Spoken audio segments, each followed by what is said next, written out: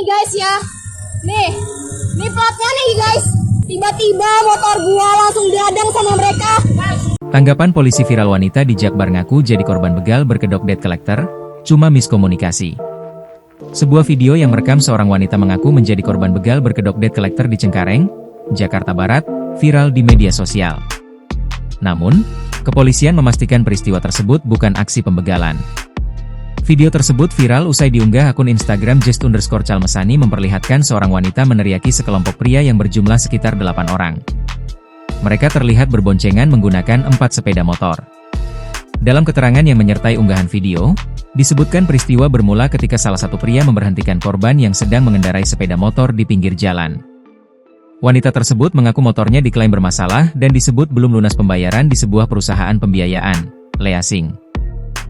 Korban merasa tidak memiliki tunggakan karena cicilan disebut telah dilunasi. Merasa terancam, korban berteriak meminta pertolongan warga sekitar.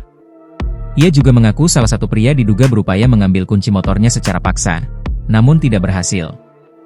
Kepolisian memastikan telah menindaklanjuti informasi yang beredar dengan mendatangi lokasi kejadian. Situasi yang semakin ramai oleh warga membuat para pria tersebut akhirnya meninggalkan lokasi. Kepala Satuan Reserse Kriminal Polres Metro Jakarta Barat AKBP Arfan Zulkan Sipayung mengatakan, berdasarkan hasil pengecekan tempat kejadian perkara, TKP, peristiwa itu bukan aksi pembegalan. Arfan menjelaskan bahwa narasi yang beredar mengenai adanya kawanan begal yang mencoba merampas kendaraan adalah tidak benar. Menurutnya, kegaduhan tersebut murni dipicu oleh kesalahpahaman antara pengendara dan kelompok pria yang ada di lapangan. Bukan begal, jadi hanya diteriaki aja terkait dengan apa miskomunikasi aja. Tidak ada begal, tidak ada laporan juga, kata Kasat Reskrim Polres Metro Jakarta Barat AKBP Arfan Zulkan Sipayung saat dikonfirmasi, Minggu. Meski demikian, Arfan belum merinci lebih lanjut mengenai kronologi lengkap kejadian tersebut maupun pihak-pihak yang terlibat. Hingga saat ini, belum ada laporan resmi yang diterima kepolisian terkait dugaan tindak pidana dalam peristiwa tersebut.